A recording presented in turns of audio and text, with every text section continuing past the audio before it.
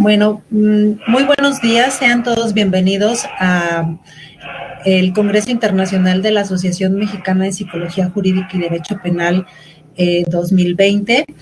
Tengo el gusto de poder presentar la Mesa de Psicología Penitenciaria en América Latina y la charla que se va a suscitar el día de hoy tiene por objetivo conocer un poco de las situaciones que viven las personas que se encuentran privadas de la libertad en encierro y cuáles son las estrategias que usan en algunos países que el día de hoy nos acompañan.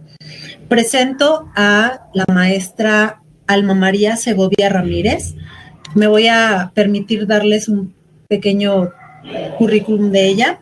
Ella es licenciada en Psicología y licenciada en Derecho por la Universidad Nacional de Asunción, Paraguay, maestra en Psicología Clínica por la Universidad Nacional de Asunción, maestría en Neuropsicología Infantil y de la Adolescencia. Es miembro activo del Instituto Emmanuel Monnier de la Universidad Católica de Nuestra Señora de la Asunción en Paraguay, miembro fundadora de la Asociación Internacional de Psicología Criminológica y Forense. Cuenta con la siguiente experiencia laboral: catedrática titular en la Universidad del Norte, catedrática titular en Fernando de Mora dentro de la carrera de Psicología, catedrática internacional en la Asociación Argentina de Psicología Jurídica y Forense. Tiene 17 años de experiencia en psicología forense del Juzgado de Ejecución Penal del Poder Judicial. Actualmente está comisionada como psicóloga forense, miembro del equipo de asesores de justicia de la ciudad de Lambert en el marco del Plan Piloto de Justicia Restaurativa, encargada de la cátedra de la Universidad Nacional de Asunción en la materia de psicología penitenciaria, docente titular de la Universidad Centro Médico Bautista Asunción. Sí. Un gran saludo a todos desde Paraguay. A mí me toca hablar de la incertidumbre, el miedo y la ansiedad en el encierro. Estamos en tiempos muy delicados, en tiempos muy especiales, donde realmente esta incertidumbre, el miedo que genera esta enfermedad es algo que se propaga de manera muy veloz entre los privados de libertad. Estas personas recibieron la noticia más bien a través de los medios de comunicación de que estarían sin visitas. Para ellos, contar con la visita del familiar es sumamente importante. ¿Por qué es importante? Porque estas visitas para ellos significan no solamente el momento de reencontrarse o de verse con el familiar, sino también a veces la posibilidad de tener alguna fuente de ingreso o alguna posibilidad de tener un poco de dinero, un poco de efectivo con ellos, ¿verdad? Como nosotros bien lo llamamos acá a la plata. Y a veces son los familiares los que traen ese dinero, o a veces son ellos los que llevan, los que dan el dinero a sus familiares. ¿Por qué? Por el trabajo que tienen ahí adentro, dentro de la misma cárcel, donde también el hecho de que existan visitas para estas personas genera ganancias, porque la gente que va a visitar a otro interno también compra lo que el interno está produciendo dentro de la cárcel, sea una guampa, como le decimos acá, que utilizamos para tomar el tereré, el mate, el mismo termo, o cualquier otra artesanía que sea del agrado de las personas que visitan a los internos. También, por supuesto, las internas, ¿verdad? Que tanto hombres y mujeres se ven afectados por esta situación. Como mostrando, avanzando un poquitito en las diapositivas. El coronavirus realmente fue algo impactante, sorpresivo para todos. Muchos de nosotros pensábamos que aquí en Paraguay no nos iba a afectar, que no llegaría, por supuesto, a afectar a nuestra población. De hecho, a nivel nacional no tenemos demasiados casos. Tenemos hasta hoy, si no estoy equivocada, 1.296 casos y 14 personas fallecidas. Nada más comparado con otros países, no estamos en un nivel demasiado alto, pero igual es preocupante porque las medidas tomadas por el Ministerio de Justicia desde el inicio de la declaración por la OMS de la pandemia fueron drásticas, ¿verdad? Que fueron la suspensión total de las visitas a las personas privadas de libertad. Nadie podía entrar ni salir prácticamente de la cárcel, valga la ironía que puede significar eso, ¿verdad? Pero fue así. Entonces, un estricto control a los guardiacárceles, a las personas que ingresaban para trabajar allí adentro. Se les hacía una fumigación completa, pero con ropa, digámosle, que vamos a ir viendo. También, ya después de imponer esta medida, el Ministerio de Justicia, que es el órgano encargado de velar por la seguridad de estas personas, fue quien empezó a dar charlas allí adentro, ¿verdad? Antes de esto, ellos nada más fueron informados de que iba a existir una suspensión de las visitas y nada más. Después recién se les fue explicando por qué la gravedad, se fueron tomando medidas para que estas personas puedan realmente entender qué es lo que estaba pasando, poder tomar las medidas sanitarias adecuadas. Y por supuesto que esto generó el temor de que podría pasar. Para todos nosotros fue un disparador del temor porque todos los que trabajamos de alguna manera con población penitenciaria tuvimos el miedo de qué puede pasar debido al hacinamiento si estas personas llegan a contagiarse, ¿verdad? Sería un verdadero caos. Imagínense el miedo de que habrán sentido ellos mismos, que luego fueron manifestando. Tuvimos 2 motines, unos motines no fueron fueron, vamos a decirle, manejados, pero realmente fueron horas bastante dramáticas porque estas personas, por supuesto, estaban totalmente desinformadas y también iba creciendo el temor entre ellas. Y esto sí sabemos que la población penitenciaria de por sí sufre de angustia, de ansiedad con este enemigo invisible. Estas condiciones empeoraron en la cárcel.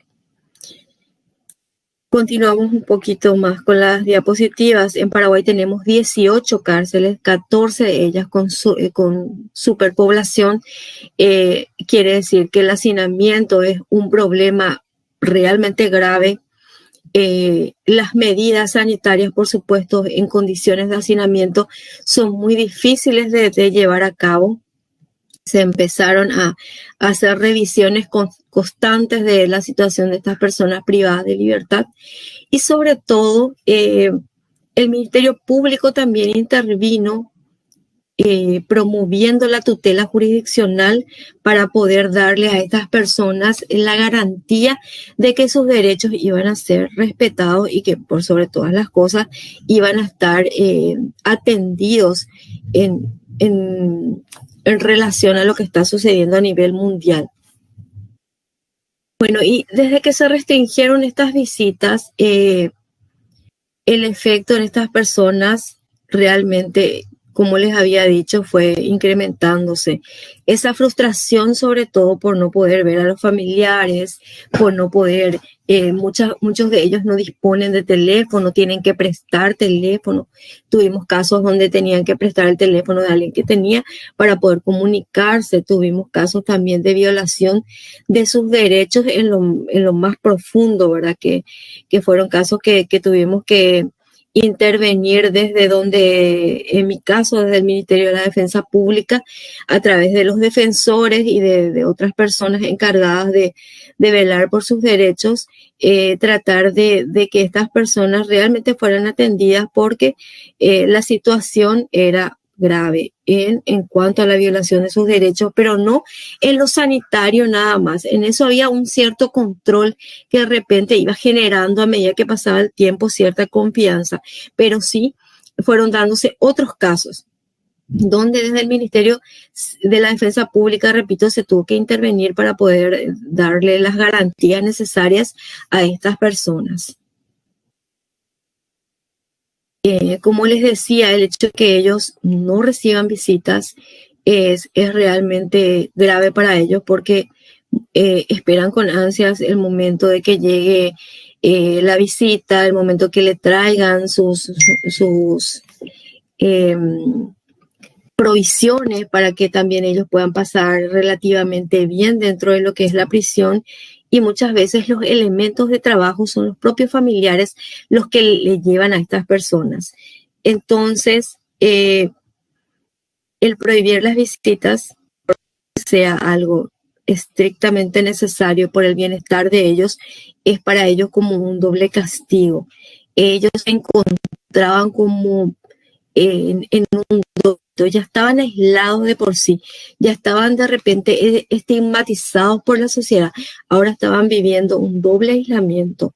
Entonces, esto por supuesto va a repercutir, quizás no ahora de manera inmediata, en la salud mental.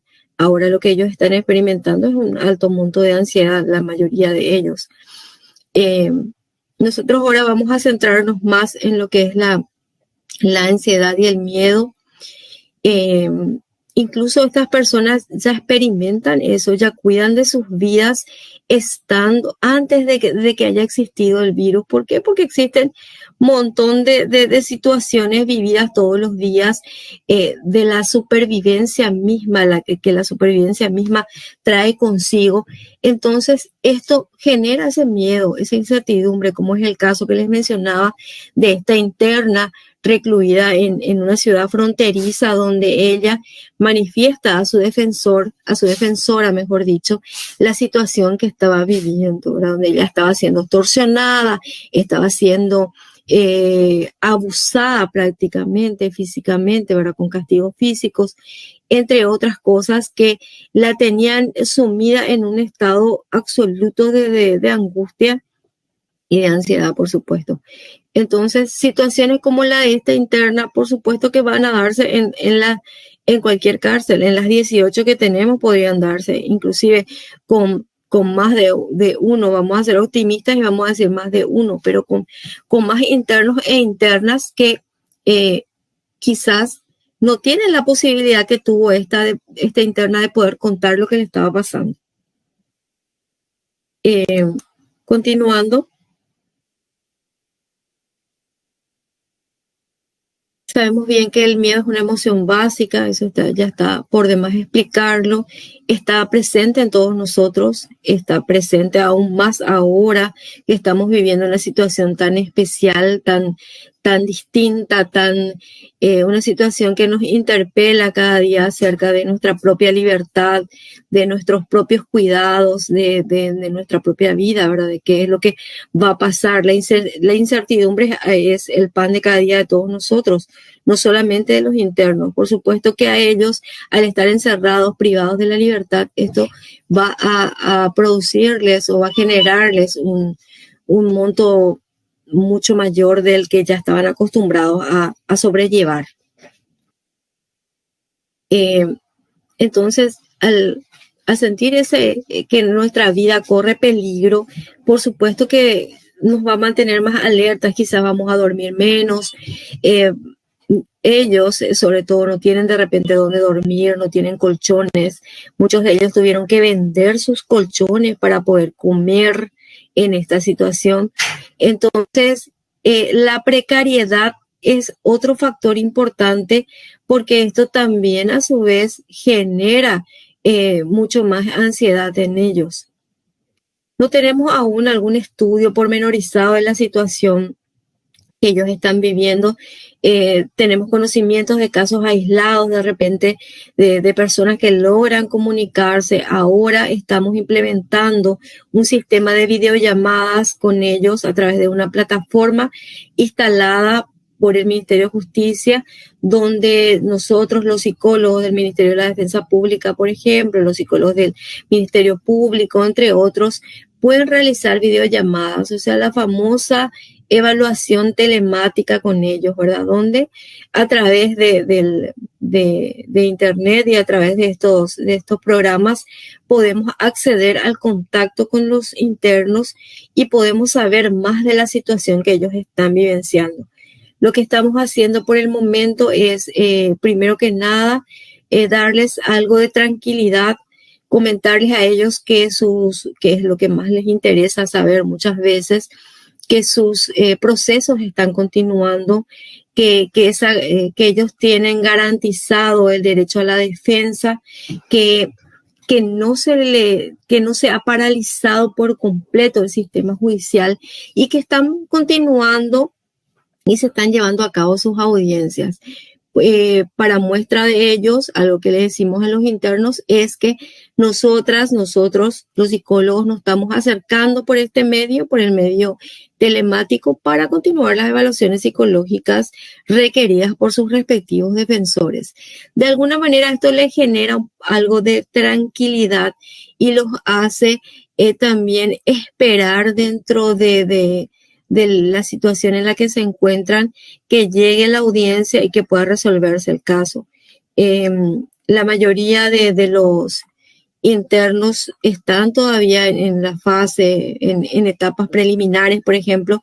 Entonces, es más fácil a veces encontrarle una salida procesal porque muchos de ellos todavía no están condenados, y es ahí donde el Ministerio de la Defensa plantea estas salidas procesales, y es donde se logra muchas veces que puedan ir a sus casas. También desde el Ministerio de la Defensa Pública se presentó ante el Poder Ejecutivo un pedido para que estas personas privadas de libertad realmente puedan salir afuera. O sea, aquellos que no tengan algún impedimento, o que hayan cometido o que estén por delitos menores, puedan salir. Eso todavía no tuvo una respuesta ni favorable ni negativa por parte del Poder Ejecutivo, porque de repente el Poder Ejecutivo está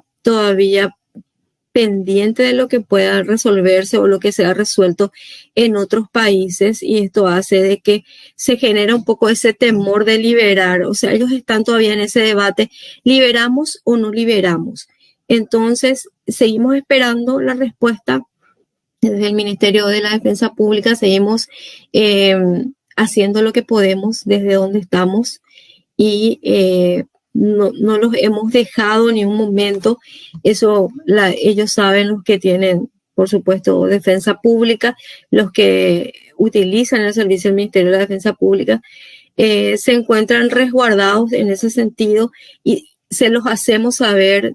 Somos 64 psicólogos trabajando desde el ministerio, y vamos dividiéndonos por fueros, y los que trabajan en el foro penal están totalmente con muchísimo trabajo y haciendo todo lo humanamente posible para dar cobertura a todo el país. Estaba comentando que los internos recibieron la comunicación de la suspensión de visitas, más bien se enteraron a través de los medios de comunicación. Ya después el Ministerio de Justicia empezó a realizar charlas dentro de las penitenciarías con su equipo médico, explicando un poco la magnitud de la situación y qué es lo que se iba a tomar, cuáles serían las medidas que se iban a tomar, que sería, por supuesto, la suspensión de las visitas. Esto en la fase en la que nos encontramos ahora, que es la fase 3, estamos iniciando, estamos en prueba o a prueba en esta fase 3. Ellos reciben visitas, pero las reciben de una manera bastante peculiar, que es una especie de sorteo. Se hace una lista, esa lista se le proporciona al encargado, al que está de turno. Esta persona va llamando la lista y hace una especie de sorteo, y con las personas que salen sorteadas son las que van a recibir visitas en la semana.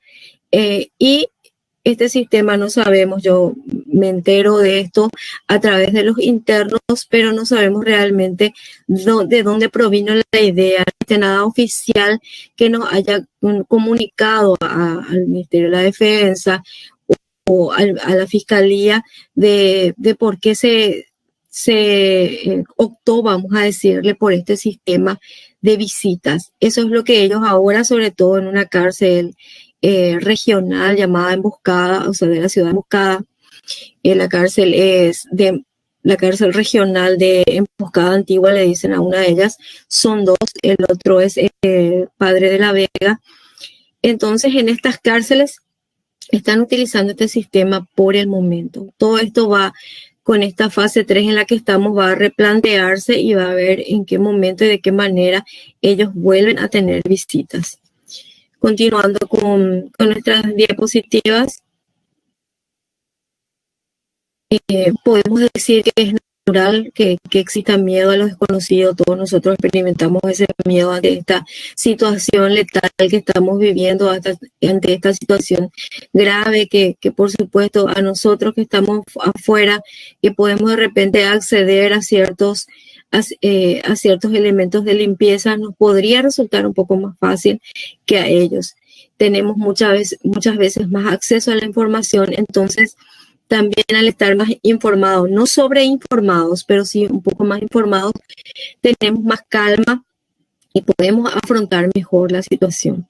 Ellos, sin embargo, están de repente depositados allí a su suerte, donde no todos tienen acceso a la información, no todos pueden participar de unas charlas y no todos van a poder comprender o van a poder entender de la manera que sea más efectiva para que estas personas realmente se sientan más seguros dentro de toda esta incertidumbre que estamos viviendo.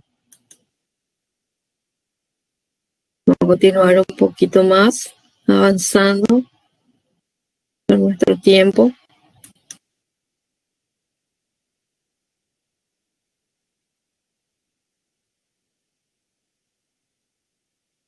Aquí estamos.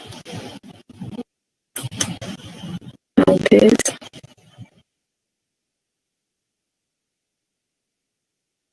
Está de más decir que la visita para ellos es primordial. También ese propio familiar puede llevarles a ellos algo de tranquilidad, o muchas veces verle al familiar también significa estar un poco más tranquilos porque sabemos que él está bien o que ese familiar está bien, y eso también les reconforta a ellos.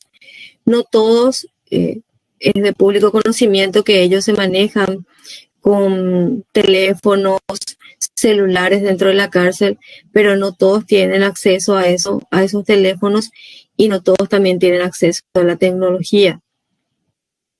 Por lo menos para las evaluaciones psicológicas se les está proveyendo de materiales necesarios, teléfonos celulares, un ambiente adecuado, un ambiente en condiciones en cuanto al sonido, entre otros factores, para que ellos puedan realmente comunicarse con nosotros y llevar a cabo, tanto con los psicólogos como con sus defensores, pues, y llevar a cabo sus evaluaciones e informarse sobre sus procesos.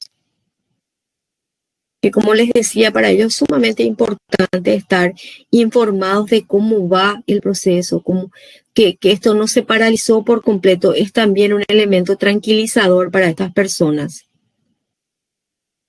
Bueno, en cuanto a cómo funcionan las cosas allá, al clausurar las visitas del penal, entonces, ¿qué se hizo? Se les fumiga a los trabajadores, a los vehículos, a los funcionarios.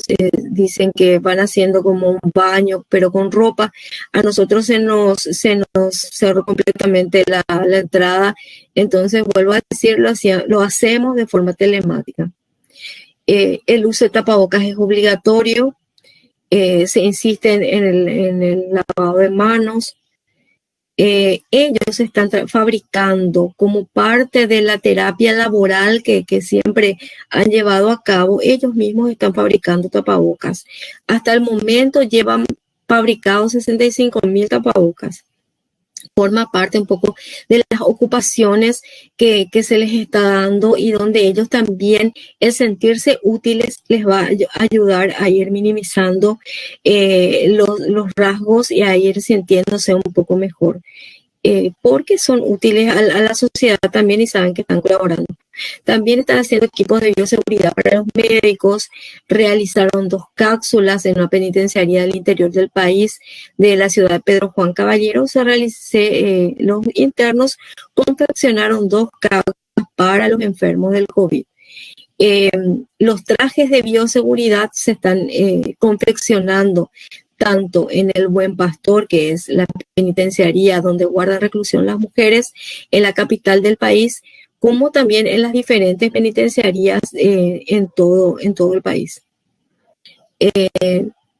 Como les decía, esto forma parte de la terapia ocupacional que le están dando dentro de la cárcel, de los programas de trabajo, de actividades laborales para ellos, y donde ellos, aparte de sentirse útiles, también tienen algo de ganancia con estos elementos que están confeccionando. Es muy interesante la alternativa de solución que fue implementado por el Ministerio de Justicia, que es, como les dije, la institución encargada de la supervisión y del control de las penitenciarías. El Viceministerio de Política Criminal es el que realiza el monitoreo. El Ministerio Público también realiza el monitoreo a través de la implementación de la tutela jurisdiccional, como les había dicho, que es para garantizarle los derechos a estas personas y que ellos se sientan realmente protegidos por la sociedad, y a su vez ayude a minimizar el estado emocional en el cual se pueden encontrar. Bueno, esto ya lo vimos. Hasta el momento, la mejor noticia y la noticia más alentadora es que hasta el momento en las penitenciarías paraguayas no se han detectado a ninguna persona que esté enferma del COVID, ni que haya presentado algún síntoma. Hasta el momento no tenemos ninguna persona enferma de COVID dentro de las penitenciarías, porque por supuesto que esto significaría una catástrofe dentro de las cárceles. Hasta el momento no. Se han previsto, o sea, se previeron lugares especiales para las personas de las cuales se sospeche de que tengan algún síntoma dentro de las cárceles, lugares especiales para ellos, pero hasta el momento esos lugares no han sido ocupados porque no hemos tenido ningún caso. Pero dando un poquitito una vuelta por las cárceles del mundo, podemos decir de que muchas de ellas tomaron tarde algunas medidas. Algunas personas sí empezaron a llenarse de miedo dentro de las cárceles, y esto hizo que se llegaran a motinar, y estos motines, por supuesto, tuvieron sus consecuencias.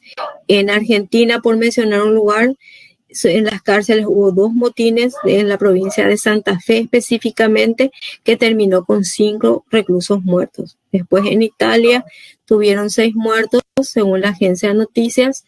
Pero aquí hay algo sobre México, ¿verdad?, donde se resalta un poco de que las medidas se tomaron un poco tarde.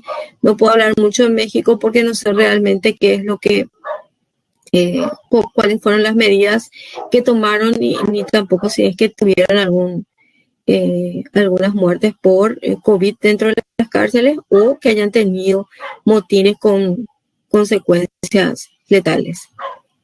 Aquí, como para ir terminando, les voy mostrando cómo se distribuye en la mayoría de las cárceles. De las 18 que tenemos, 14 de ellas tienen sobrepoblación. Es lo más resaltante en este momento del cual podemos hablar, que es justamente por ese motivo que el Ministerio de la Defensa Pública presenta este proyecto al Poder Ejecutivo, para que se pueda lograr aplacar un poco este gran problema que es el hacinamiento, y sobre todo ahora en estas condiciones de salud que nos encontramos, de atención a la salud también. Las penitenciarías en Paraguay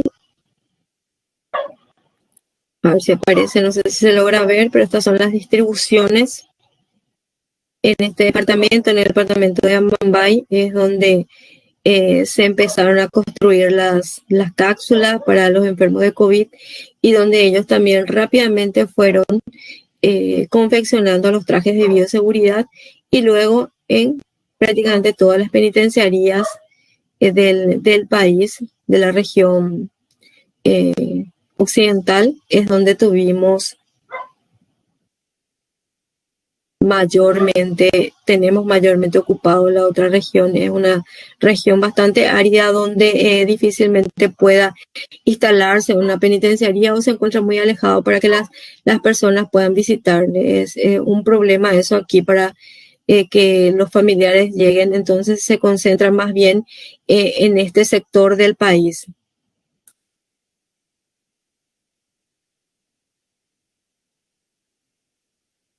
Para ir cerrando algunas reflexiones que no solamente le sirven a ellos o a la población carcelaria, sino a todos nosotros.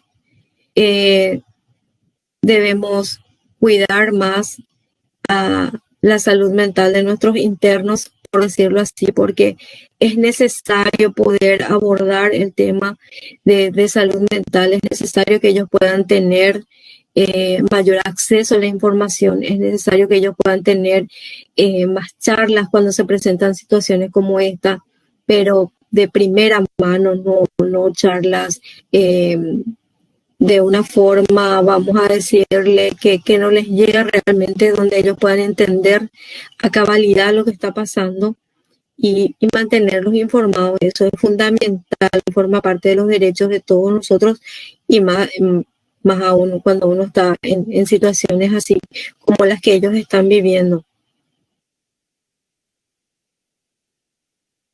Bueno, por mi parte no queda más que agradecerles el poder estar aquí por estos medios, el que por supuesto me hayan dado la oportunidad de poder contar un poco la situación que vive mi país, de poder comentarles un poco cuáles son las medidas adoptadas. Esto está todavía en prueba, van surgiendo cada día nuevas medidas, van surgiendo sobre todo alternativas, y lo mejor de todo, lo que yo puedo rescatar, es que por primera vez estas personas que muchas veces no tienen voto, porque eso se les ha quitado ese derecho hace mucho tiempo al estar privados de libertad, ellos no votan, entonces no tienen voto, muchas veces han dejado de tener voz. Nuestro eslogan, sobre todo desde el Ministerio de la Defensa Pública, es que somos la voz de ellos. Entonces, siendo un poco la voz de ellos, digamos que gracias a este virus ellos pudieron ser vistos, pudieron ser visibilizados y pudieron ser tratados de una forma mucho más humana de lo que realmente ellos mismos estaban acostumbrados. O sea, por un lado trajo algo bueno, por un lado estas personas, a pesar de no tener la visita de sus familiares como ellos les gustaría por las circunstancias que estamos viviendo, ellos de alguna manera se sienten un poco más vistos por las autoridades, más atendidos y más visitados que nunca, ¿verdad? Porque ahora las autoridades que pueden llegarse hasta el penal lo están haciendo y están revisando constantemente cómo se encuentran, que si realmente están teniendo las atenciones requeridas, y se están ocupando de estas personas como nunca antes se ha hecho. Y eso es bueno. Esperemos que esto continúe, que esto se consolide y sea una práctica rutinaria, y que realmente las condiciones de estas personas vayan mejorando, y que nosotros desde donde estamos podamos seguir aportando nuestro granito de arena para ayudarles en esta difícil situación también que les toca vivir a ellos doblemente aislados. Bueno, muchísimas gracias por la atención, espero que les haya gustado, y por supuesto estoy a través en forma remota también disponible para cualquier consulta o lo que necesiten aportando desde mi área. Muchísimas gracias. Nuestra siguiente docente es Magister Mariela Yesurón. Ella es tiene un máster en psicología clínica, doctorante en estudios de género por el Centro de Estudios Avanzados de la Facultad de Ciencias Sociales en la Universidad Nacional de Córdoba, especialista en psicología jurídica por el Colegio de Psicólogos de la provincia de Córdoba en Argentina, profesora adjunta de la Cátedra Psicopatología, investigadora categoría número 3 en la Facultad de Psicología de la Universidad Nacional de Córdoba. Bienvenidos a esta mesa. Voy a comenzar comentándoles algunas ideas, compartir con ustedes algunas ideas sobre este tema de sobrepoblación penitenciaria y pandemia. Frente al contexto crítico de pandemia por COVID-19, declarada por la Organización Mundial de la Salud, el Gobierno de la República Argentina, el 9 de marzo del corriente año, estableció, por medio del Decreto de Necesidad y Urgencia número 297, el aislamiento social preventivo y obligatorio como medida excepcional.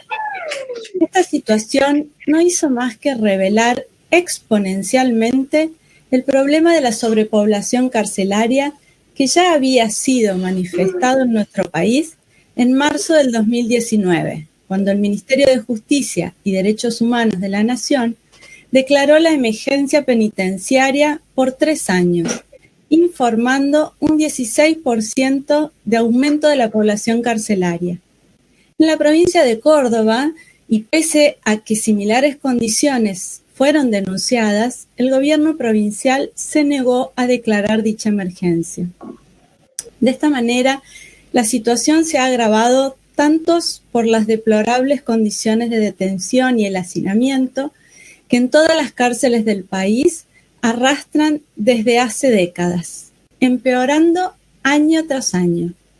En Argentina se estima que la sobrepoblación carcelaria es de un 120%. La sobrepoblación en los establecimientos penitenciarios y lo que ello implica en cuanto a la falta de condiciones básicas y dignas de higiene y alojamiento, de atención médica, de educación, trabajo, etc., no es una problemática nueva, pero en el actual contexto, el riesgo de contagio y propagación del virus COVID-19 toma dimensiones particulares. Y es en este sentido que Eugenio Zaffaroni indica que se suma otra causa de muerte a las ya existentes. Se sabe que la mortalidad carcelaria es de 9 a 19 veces superior a la vida en libertad, ya sea por suicidio, por violencia o por enfermedades, por lo que frente al contexto de pandemia, el reconocido jurista argentino señala que la proporción tiempo-sufrimiento con la que el legislador calculó la escala penal se rompe. Y si se rompe, tenemos que equilibrarla en tiempo. Se trata de lógica jurídica pura. Señala además que tanto la Organización Mundial de la Salud, la Relatora de los Derechos Humanos de la ONU, el Subcomité de Tortura de la ONU, el Comité Internacional de la Cruz Roja, la Corte Interamericana de Derechos Humanos, la Comisión Interamericana y el Papa solicitaron adoptar medidas para enfrentar el hacinamiento de las unidades de privación de libertad, incluida la reevaluación de los casos de prisión preventiva, con el fin de identificar aquellos que pueden ser sustituidos por medidas alternativas a la privación de la libertad.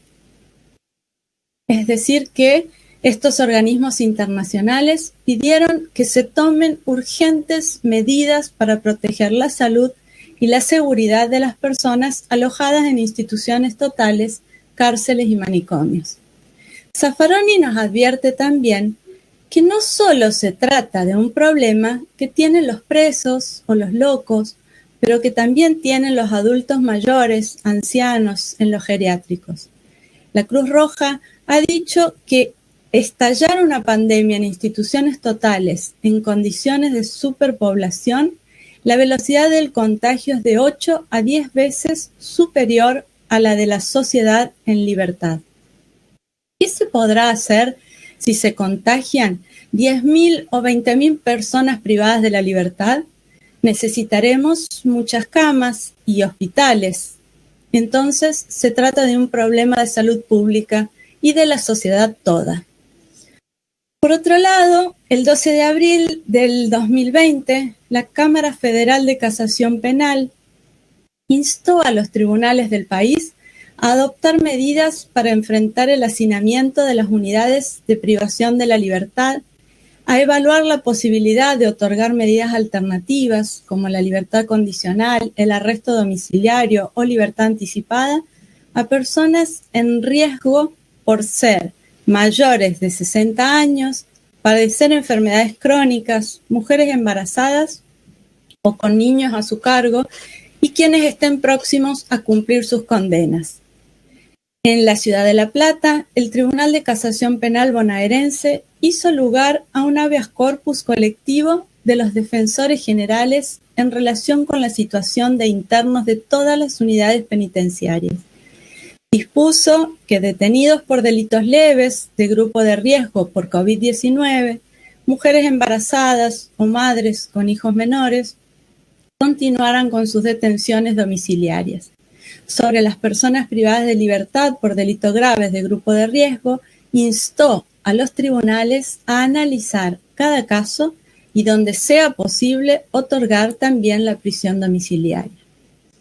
En la provincia de Córdoba, el abogado Andrés de María, militante de Encuentro de Organizaciones, presentó un recurso donde solicita que se ordene la resolución de libertades condicionales y libertades asistidas que están suspendidas desde el inicio de la cuarentena y que se otorgue prisión domiciliaria a todas aquellas personas que se encuentran en situación de riesgo ante la infección por coronavirus, aclarando al juzgado que no contemplan en este pedido a genocidas, ya que ellos están privados de libertad en condiciones de privilegio y dependen de la jurisdicción federal. Finalmente, en Córdoba, de unos 400 pedidos, solo se habilitaron 2 o 3. No obstante, a nivel nacional, vimos resurgir los discursos punitivistas y neoliberales. Voy a reproducir 2 frases que lo muestran sintéticamente. Una de ellas, en la Argentina, se protege más a los presos que a médicos, fuerzas de seguridad y trabajadores honestos. Y la otra frase indica que el feminismo ha muerto defendiendo a violadores y femicidas. Se puede reconocer en estas narrativas una posición punitivista relativa al paradigma positivista peligrosista, que utiliza un lenguaje criminológico y psicopatológico para resolver los conflictos en nuestras comunidades, a la vez que solicitan mayor intervención jurídico-penal, fundamentalmente respecto a la violencia de género. En este mismo sentido, la criminología crítica habla de esta razón punitiva como toda forma de gobierno que impone su orden a través de la producción industrial de culturas del control, la criminalización institucional y el encarcelamiento masivo. No se trata más que de un oportunismo que no hace más que instrumentalizar al feminismo y sus consignas para arremeter contra los derechos humanos, reproduciendo y perpetuando las estructuras de poder del sistema jurídico penal, el que Ileana Arduino ha definido como el instrumento predilecto de la maquinaria heteropatriarcal. Una posición reflexiva crítica debe servirnos para construir una práctica crítica renovada que promueva la transformación y el cambio social como parte de un proyecto ético y político que reconozca y respete la dignidad humana, minimice el dolor, las violencias y luche contra discriminaciones y opresiones de todo tipo. Ahora bien, antes que los feminismos, el sistema de justicia que tenemos ha sido objeto de interpelaciones de movimientos afrodescendientes que han padecido en forma directa el aparato punitivo. Elsa Dorling es una filósofa francesa contemporánea que se dedica al estudio de la violencia de género y raza, y en su último libro, Defenderse, comienza narrando cómo en 1991 Rodney King, un ciudadano norteamericano afrodescendiente, fue interceptado por la policía mientras manejaba su taxi y objeto de una brutal golpiza que fue registrada por las cámaras. Es impresionante el paralelismo con el brutal asesinato de George Floyd a manos de la policía en Minneapolis el 25 de mayo próximo pasado, y que movilizó el mundo entero contra el racismo, bajo algunas consignas como «tengo las manos arriba, no disparen» y «no puedo respirar», visibilizando una larga historia de luchas y resistencias afroamericanas por la justicia y contra el racismo sistemático en Estados Unidos. La filósofa plantea una cuestión fundamental y muy incómoda. En la actualidad y en muchos países democráticos, la policía mata con total impunidad. Asimismo, propone la idea del vigilantismo y su historia colonial, y muestra cómo la construcción de los vecinos vigilantes es parte de la legitimación de esa violencia. No ser parte de Europa o de Estados Unidos no nos exime del racismo ni del sexismo, sino que complejiza las tramas de nuestras propias violencias y la necesidad de ser conscientes de esas distancias y de reflexionar acerca de lo que aquí en América Latina sucede. ¿Quiénes son nuestros indefendibles? Aquellas personas que no tienen derecho a que su vida sea protegida y que resultan etiquetadas como peligrosas, violentas, causantes de inseguridad y que resultan también criminalizadas y patologizadas. Además de las personas afrodescendientes, lo son los pueblos originarios, las personas migrantes, lesbianas, travestis, trans, trabajadoras sexuales, personas pobres, habitantes de las villas y mujeres. Para ellas y sobre sus cuerpos se aplica el poder punitivo del Estado y sus agencias. Se les destina el sistema carcelario y la estigmatización de los medios masivos de comunicación.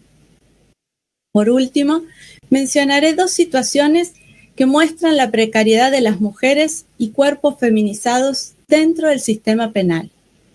Matías Máximo ha indicado que el 70% de la población carcelaria travesti trans está detenida por narcomenudeo, un delito menor en la escala del Código Penal. En medio de la pandemia, para ellas no hay enfermedad que valga, no hay posibilidad de excarcelación, porque la mayoría vive en pensiones, lo que implica una dificultad enorme, ya que no son propietarias.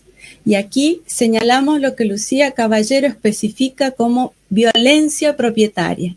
La mayoría no tiene casa donde fijar domicilio, por lo que no existe posibilidad alguna de prisión domiciliaria. De la misma manera, en el informe de la organización OTrans reveló que en la provincia de Buenos Aires el 70% de las personas trans privadas de la libertad son extranjeras. En opinión del autor, este encarcelamiento resulta una estrategia de limpieza social. Por su parte, Sonia Tesa informa que en la provincia de Buenos Aires, a disposición del Servicio Penitenciario Provincial, hay alrededor de 2.500 mujeres detenidas. En todas las provincias, con sus diferencias, las detenidas sufren una doble discriminación. En Córdoba, el establecimiento penitenciario número 3, que es el más grande de la provincia, cuenta con unas 400 mujeres internas detenidas, aunque su capacidad es para 300. El año pasado, tras 2 muertes dudosas, la unidad fue intervenida. Había denuncias por torturas. mientras que el 80% de las internas en marzo del 2019 eran procesadas y sin condena. En todo el país, alrededor del 50% de las detenidas están cumpliendo prisión preventiva sin condena firme, una situación que debiera ser excepcional. Una constante es la gran cantidad de detenidas por narcomenudeo. La mayor parte está por primera vez y en muchas mujeres de edad avanzada. Esto es producto de lo que pasa en los barrios, ya que una de las salidas laborales es vender droga en sus manzanas, en sus calles. Y esto se notó muchísimo en los últimos años como producto de la crisis económica, a la que se sumó un Estado que comenzó a perseguir de manera obsesiva ese tipo de delitos, diciendo que luchaba contra el narcotráfico. Lo que hizo fue ir a buscar al primero y más débil eslabón de la cadena, y ha habido prisiones masivas y prisiones preventivas. Mayoritariamente estamos hablando de este eslabón de mujeres de los barrios. Bueno, espero haber podido transmitir algunas de estas ideas que me interpelan a reflexionar críticamente sobre la construcción colectiva de un sistema de justicia con perspectiva de género y de la mano de un feminismo antipunitivista. Muchas gracias. Nuestra tercer ponente es la maestra Sonia del Pilar Ayala Rincón. Ella es psicóloga egresada de la Universidad Nacional de Córdoba, tiene una maestría en Psicología Jurídica por la Universidad de Santo Tomás en Bogotá, directora científica internacional de la Asociación Latinoamericana de Psicología Jurídica y Forense, directora de la maestría en Psicología Jurídica y Forense en la Universidad de Santander, docente de la especialización en Criminología y Política Criminal en la Universidad de Investigación y Desarrollo UDI, profesora especializada grado 12 del Instituto Nacional Penitenciario y Carcelario INPEC. Ella ha actuado como perito privado, investigadora del Grupo de Estudios Sociohumanísticos. Muchísimas gracias, maestra Mayela, por su aportación. Nuestra tercer ponente es la maestra Sonia del Pilar Ayala Rincón.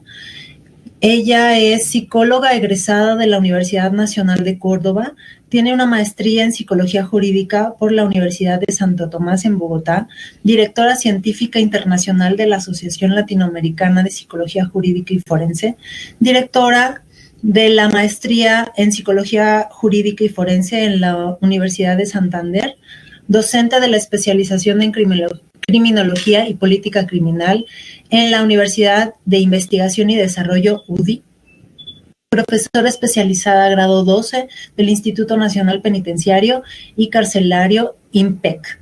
Ella ha actuado como perito privado, investigadora del Grupo de Estudios Sociohumanísticos, que desde Colombia compartirá con nosotros el tema salud mental en el sistema penitenciario. Quedamos con usted, maestra Sonia. Gracias. Bueno, muy buen día para todos. Sí, el día de hoy les voy a exponer sobre el tema de salud mental en el ámbito penitenciario. Como ustedes lo han visto y ven en el fondo, este es uno de nuestros establecimientos existentes en Colombia. Se encuentra ubicado en uno de los departamentos, en el departamento de Santander, y este es un establecimiento de alta y mediana seguridad de Girón, que así se denomina. Bueno, vamos a continuar. Por favor, me colaboran con el paso de las diapositivas. Bueno, muy buen día para todos. Como ya no lo contó Nazli, vamos a hablar sobre el tema de salud mental en el ámbito penitenciario, y lo voy a hablar desde la perspectiva y lo que manejamos en Colombia. Entonces, primero les voy a mostrar este establecimiento que ustedes ven al fondo. Es uno de nuestros establecimientos más nuevos, es el establecimiento de alta y mediana seguridad de Girón. y está ubicado pues en uno de los departamentos en Santander y en jurisdicción de la ciudad o del municipio de Girón. Es un establecimiento que, como ustedes pueden ver, está diseñado más o menos como los establecimientos americanos. Y como les comenté, es de los últimos que se han construido. Entonces, ahora más adelante, pues les voy a mostrar, les voy a enseñar un poco, o contar un poco cómo se maneja aquí el tema penitenciario. Bueno, entonces voy a iniciar precisamente por mostrar esta diapositiva que está actualizada, digamos, a hoy. Y como ustedes pueden ver, nuestro sistema carcelario y penitenciario tiene está dividido en 6 regionales, 28 departamentos y 132 establecimientos que están ubicados a lo largo de nuestro país. Como todos los, digamos, a nivel latinoamericano, una de las grandes problemáticas que manejamos sí es el tema del hacinamiento. Toda nuestra infraestructura de establecimientos, o sea, los 132, tiene una capacidad para 80.928 privados de la libertad y actualmente hay una población de 110.912, como ustedes lo pueden ver. Nosotros en nuestros establecimientos tenemos condenados y sindicados y como ustedes pueden observar acá, tenemos un total de 103.322 condenados actualmente, hombres, 7.590 mujeres, que corresponden más o menos al 7.5 de toda la población penitenciaria, para un total, como ya les dije, de 110.912. Estamos rondando por un hacinamiento del 37.05%. Este hacinamiento, la verdad sea dicha, hace más de 10 años no lo manejábamos. Todo este hacinamiento, o sea, esta baja, porque para nosotros actualmente es muy bajo porque siempre hemos rondado sobre el 51, 55% de hacinamiento, se debe a todo el tema de la pandemia y la aparición del COVID-19. Como lo manifestaba también y lo contaba Mariela, aquí también hemos tenido, digamos, medidas tendientes a la disminución del hacinamiento, porque esto de una u otra forma contribuye a la expansión de la pandemia en estos centros penitenciarios y de igual manera no se cuenta con los recursos para la atención de este tipo de enfermos.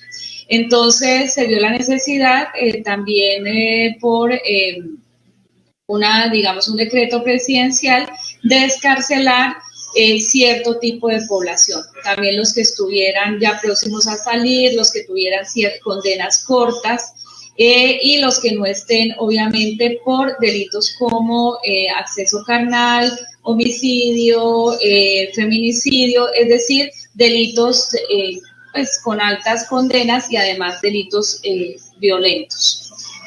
De igual manera, como pueden observar, entonces esta es la panorámica. Hay una sobrepoblación de 29.984 privados de libertad y si ustedes observan, esta población casi que estaría entre los sindicados, o sea, es decir, los que todavía no tienen condena.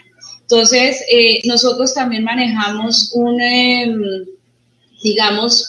medio que es sumamente punitivo, una justicia sumamente punitiva. Hay mucha presión, digamos, sobre los jueces para que las personas que cometen delitos sean privadas de la libertad. Digamos que en medio de todo no se respeta, por decirlo así, el que la privación de la libertad en centro carcelario sea la última instancia para estas personas. Entonces, eso ha llevado precisamente a, digamos que en gran parte a la sobrepoblación carcelaria y a una gran crisis, porque definitivamente los centros penitenciarios no alcanzan a cubrir, digamos, o no lo alcanzan, como ustedes ven, a tener la capacidad. Y de pronto no, o sea, lo que se ha visto no es que se requiera construir más cárceles, o sea, esto es exponencial, entre más cárceles se construyen, de igual más personas ingresan a estos centros penitenciarios. Bueno, Les voy a contar a grosso modo cómo estamos constituidos para poder entender un poco cómo es que se maneja el tema de la salud mental y qué es lo que se hace al interior de los centros penitenciarios en este momento.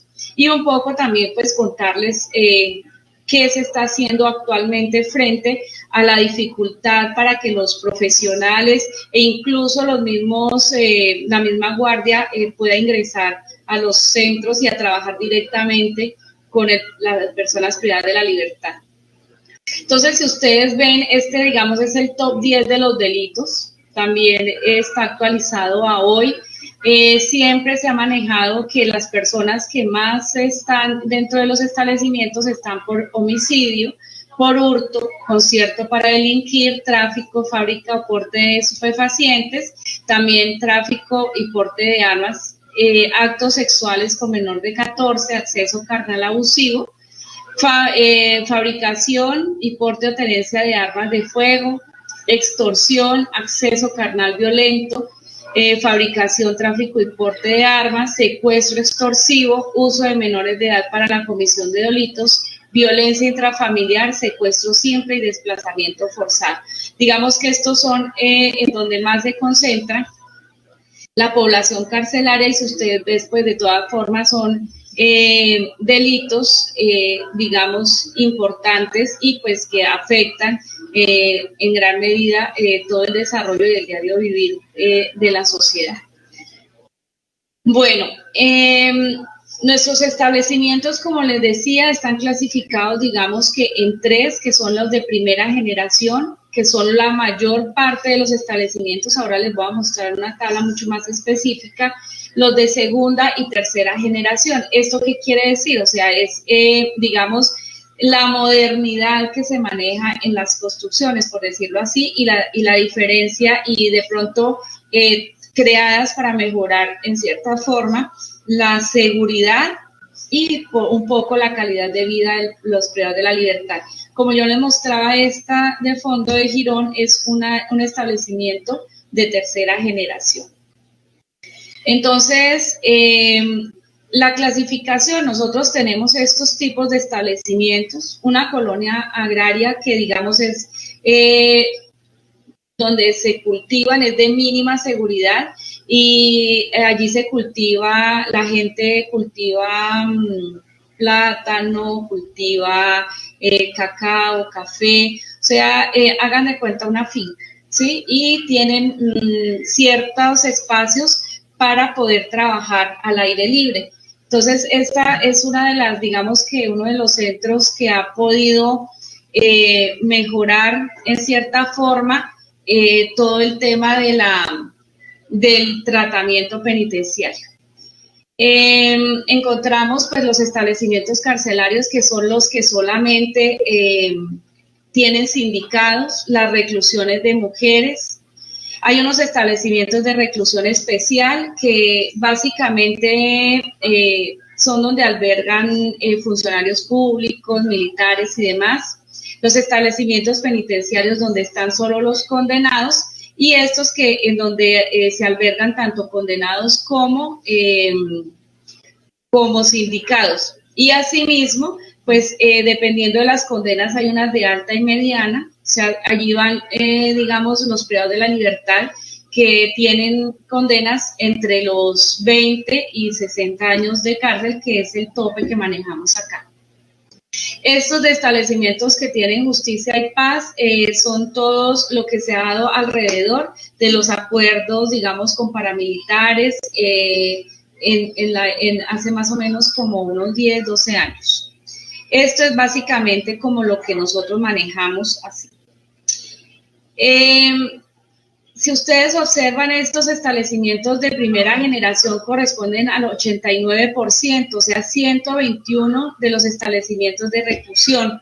¿Esto qué quiere decir? Que son los establecimientos más antiguos, su infraestructura es bastante eficiente, la posibilidad de que hayan talleres y ciertos espacios para el manejo de educación, trabajos son bastante complejas, o sea, no son las adecuadas. Se ha tratado de adecuar y pues es que imagínense, están construidos más o menos desde 1611 y hasta la década de los años 90, o sea, tienen muchísimos años y su estructura, como les digo, no es muy adecuada. Y además reúnen el 61% de la población intramural. Los de segunda y tercera generación, si ustedes ven, pues también son pocos, entre 10 y 5 establecimientos de reclusión, o sea, son realmente pocos, y están construidos entre la década de los 90 y el 2011, que fue, digamos, el último establecimiento que construyeron. Pues digamos que la cantidad de población, como ustedes pueden ver, pues corresponde al 40% entre estas dos. Estas son las que tienen, digamos que, mejores condiciones, además están adecuados, tienen espacios para colegios al interior de los establecimientos, talleres para, digamos, el desarrollo de ciertas actividades, como son la manufactura, todo el tema de zapatería, panadería. Entonces ya se lograron adecuar de mejor forma y permiten que los privados de la libertad allí pues tengan más opciones de realizar diferentes actividades. Bueno, esta es más o menos la categorización del nivel de seguridad. Los de alta, casi todos los establecimientos son de mediana seguridad, más o menos son condenas hasta los 15 años, digamos. De mínima hay 2 y pues de alta seguridad son 12, que es, como les explicaba, los privados de la libertad, que están condenados entre los 20 y 60 años.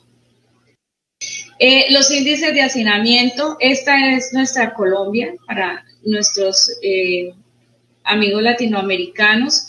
El establecimiento que les muestro está ubicado aquí en este departamento, y ustedes ven que sin hacinamiento solamente hay un departamento y hacinamiento medio son muy pocos, y el hacinamiento crítico casi que está en todos casi en la mayoría de los establecimientos en toda Colombia.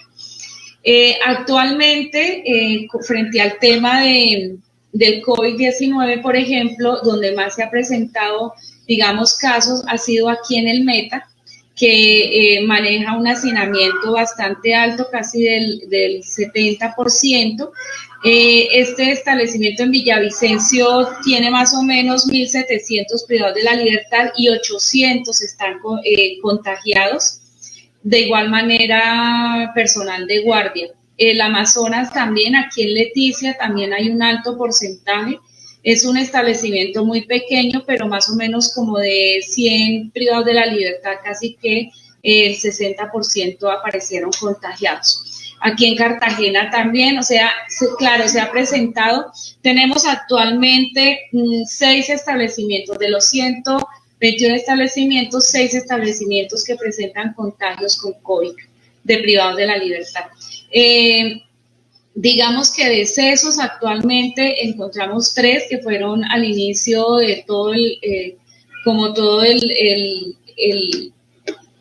al inicio de esta pandemia, y 3 personas adultos mayores. Pero incluso ellos ya habían salido en libertad, o sea, cuando ocurrió todo esto, les dieron la libertad y pues fallecieron fuera del establecimiento. Bueno, como les mostraba, esta es como la panorámica. La idea es que ustedes conozcan cómo funciona más o menos nuestros establecimientos. Digamos que tenemos un número bastante amplio, y si ustedes vieron el mapa, en todo el país tenemos establecimientos carcelarios y penitenciarios. Entonces, frente al tema de salud mental, hemos visto que, pues básicamente tomo el concepto de la OMS, que es, pues lo define como un estado de bienestar del individuo, la ausencia de trastornos mentales, en el cual pues es consciente de sus propias capacidades y puede hacerle frente a las tensiones normales de la vida. O sea, es como nosotros con una adecuada, o sea, la adecuada salud mental quiere decir que nosotros establezcamos una relación adecuada, podamos desarrollarnos de una manera clara, trabajar de manera productiva y además contribuir a nuestra sociedad. Eso pues es el tema de salud mental.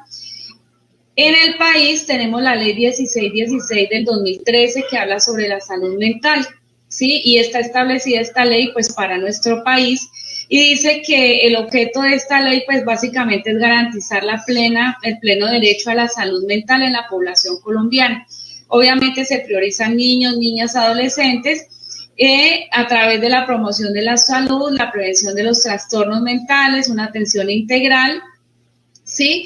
Y en el ámbito del sistema general de salud que manejamos nosotros y además esto todo conforme al artículo 49 de la Constitución y que además en un enfoque promocional de calidad de vida y de estrategias y principios de atención primaria en salud. Este es el objeto de nuestra ley y en este sentido vamos a revisar también cómo el ámbito penitenciario pues está inmerso dentro de esta ley. De igual manera, el artículo 3, cuando habla de la salud mental, pues la define como un estado dinámico que se expresa en la vida cotidiana a través del comportamiento y la interacción de manera tal que permite a todos los sujetos, tanto individuales como colectivos, desplegar todos sus recursos emocionales, cognitivos y mentales para transitar por la vida cotidiana, trabajar, establecer relaciones y contribuir a la comunidad. Pero, ¿cómo se garantiza este tema de la salud mental desde la ley? Entonces, en nuestro artículo 4, pues nos dice que básicamente el Ministerio de Justicia y del Derecho, el Instituto Nacional Penitenciario y Carcelario y las entidades prestadoras del servicio de salud contratadas para atender a los reclusos, aquí hago un alto y les cuento que el Instituto Nacional pertenece, como bien lo dice aquí, al Ministerio de Justicia y del Derecho. Pero todo el tema de salud no es interno del establecimiento, o sea, no lo maneja el instituto, sino tiene unas entidades que son las que nos prestan la salud a la población privada de la libertad.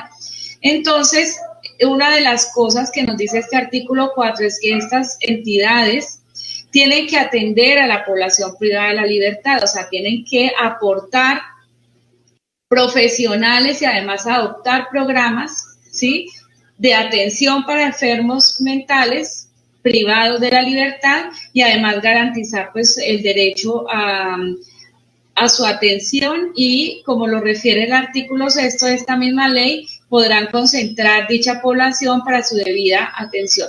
Entonces, en este tema, casi que si ustedes observan, se habla de salud mental básica y exclusivamente para enfermos mentales. Pues si bien es cierto, el resto de la población, digamos que no está tan establecida, o sea, no se taxativamente se hablaría aquí en esta ley, pero casi que solamente habla del tema de enfermos mentales. Los enfermos mentales dentro del instituto generalmente son atendidos por instituciones externas, llevados a centros externos, y a nivel de Colombia solamente hay al interior de un establecimiento, un centro, digamos, para atención específica. El resto son todos remitidos a lugares externos. Entonces, cuando uno revisa esto, a veces, y ya centrado, pues digamos, en la realidad, uno encuentra algunas dificultades en brindar la atención en este tema de la salud mental. Entonces, cuando nosotros hablamos del tratamiento penitenciario, nos remitimos también a la Ley 65 del 93, que es nuestro código, sobre el cual nosotros, digamos, es nuestra base y nuestra ley para todo el trabajo al interior de los establecimientos. Hablamos del artículo 142 al 145, y dice que pues básicamente es brindar una atención integral a todos los privados de la libertad que se encuentren pues en nuestros centros de reclusión, independientemente de la situación jurídica. ¿Esto qué quiere decir? Hablamos de privados de la libertad en mediana, alta, o sea, de acuerdo a la fase de tratamiento. Entonces, si nosotros nos damos cuenta, tanto la ley, digamos, la ley 1616 y esta ley nos está estableciendo unos lineamientos para la atención en la salud mental. En este sentido, pues hablamos sobre el tratamiento penitenciario y hablamos que en temas relacionados, pues el instituto ofrece diversos programas de actividades en el área industrial, artesanal, agropecuaria y servicios administrativos, con lo que yo les contaba, o sea, se cuenta con talleres, se cuenta con colegios en los cuales los privados de la libertad tienen acceso y pueden desarrollar actividades en función de mejorar su calidad de vida. De igual manera, pues el fin es proyectar su integración como individuos productivos y brindarle posibilidades laborales una vez resuelvan su situación jurídica y recuperen su libertad. Esto es básicamente, digamos, hacia donde apunta el tema del tratamiento. Además de eso, pues se adelantan estudios, como ya les dije, en ciclos educativos de educación. Allí pueden pues terminar, digamos, todo lo que es primaria, bachillerato, carreras profesionales, aunque no toda la población, pero digamos que la población que más concentra actividad sí es la parte educativa. Entonces aquí más o menos vemos en la parte azul, se realizan trabajos del área industrial, artesanal, agropecuaria, ¿sí? El 48% aquí en programas educativos, o sea, hay una gran población.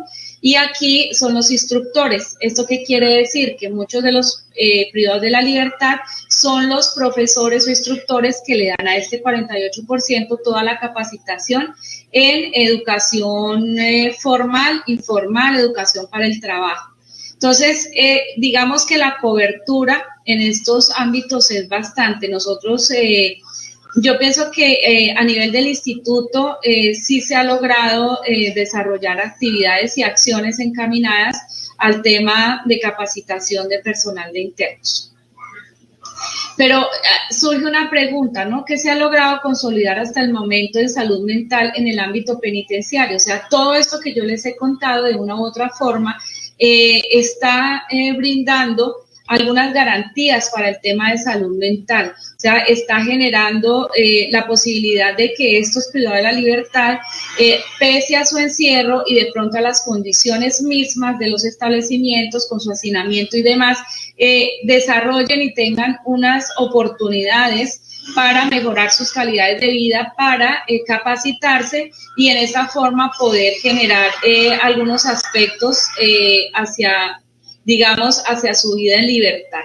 Entonces, en este sentido, vemos que cuando se comete un delito, pues el papel, allí aparece, pues digamos, todo el tema de la psicología, ¿no? ¿Qué hace el psicólogo que, digamos, es la persona o el profesional llamado a trabajar puntualmente en el ámbito de la salud mental?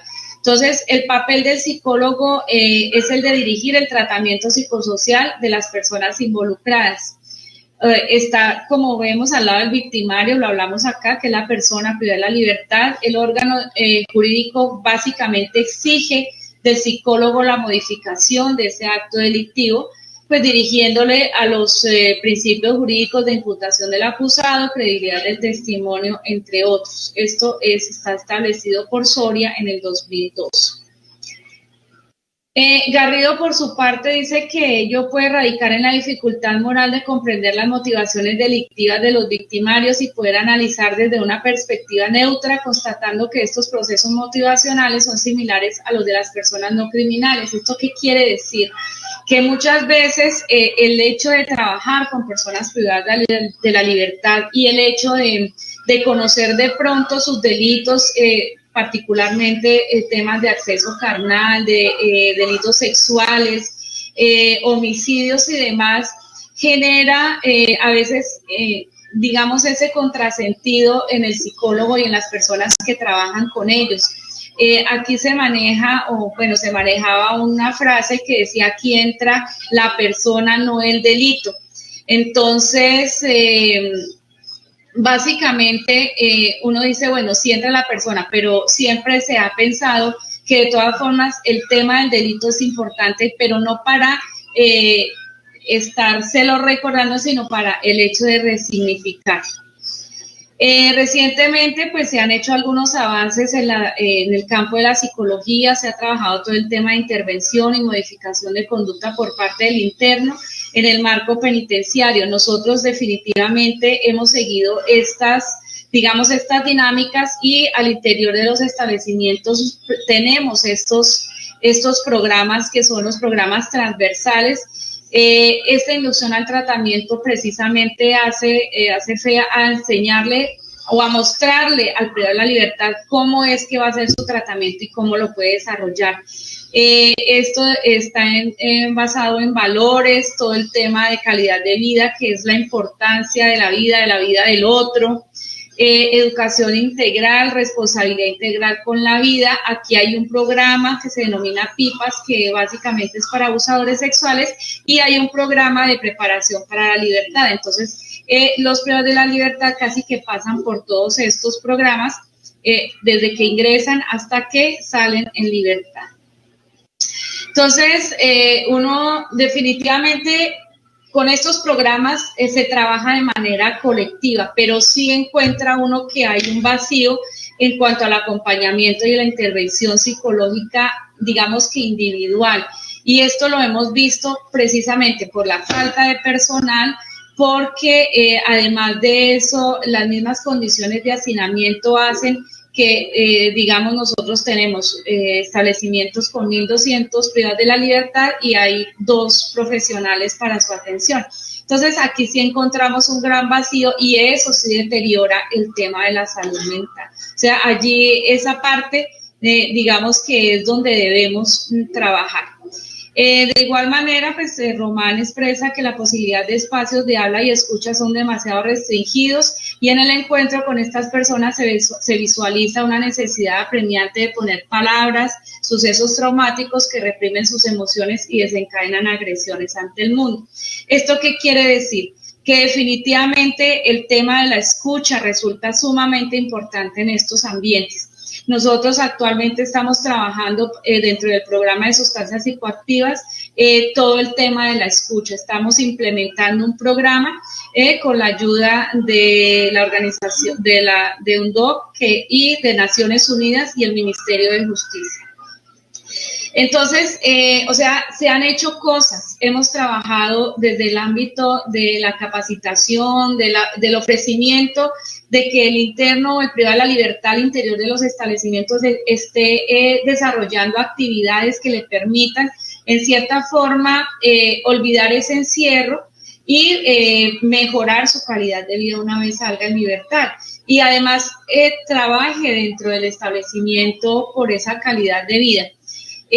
Como ustedes ven, hay vacíos, sí, nos faltan cosas, pero yo pienso que hay profesionales comprometidos, personal de guardia también comprometida, y entonces siempre la pregunta estará, ¿será que sí estamos trabajando realmente en lograr una adecuada salud mental en el ámbito penitenciario? Entonces no solamente trabajamos con la enfermedad mental, con el enfermo mental, que de igual manera es un porcentaje muy bajo. La mayoría son personas capacitadas que tienen y que a veces desconocen sus capacidades, y el hecho es brindar que se reconozcan, que resignifiquen su vida, que resignifiquen su delito y de una u otra forma tener mejores individuos en el ámbito penitenciario. Pienso que los dejo con esta frase. Muchas gracias por la atención y espero haber ilustrado de una manera clara este tema de la salud mental, que pues igual no es, o sea, necesitaría uno más tiempo para poderlo conversar más a fondo. Muchas gracias. Muchísimas gracias, maestra, por compartirnos el tema de salud mental en reclusión. Muchísimas gracias a la maestra Mariela y a la maestra Alma por estar el día de hoy. Me gustaría compartirles que también aquí en la Ciudad de México, pues se tomaron ante la pandemia algunos protocolos para poder despresurizar los centros penitenciarios, que también, como en sus países, hay una gran cantidad de personas privadas de la libertad, unas que están esperando en que se resuelva su procedimiento y otras ya en ejecución de pena. También aquí se hizo algo para poder despresurizar estos centros. Pues no me queda más que agradecerles a ustedes su participación a nombre de la Asociación Mexicana de Psicología Jurídica y Derecho Penal y todos los que hacemos o formamos parte de esta asociación, pues les extendemos las gracias y les recordamos a nuestros participantes que al final de estas conferencias hay un link en donde podrán dejar sus comentarios, sus preguntas, que se les harán llegar a nuestras ponentes y ellas a la brevedad harán respuesta a estas dudas que tengan. Muchísimas gracias y que sigan participando en este Congreso Internacional que se hace pensado en ustedes. Muchísimas gracias. Hasta luego.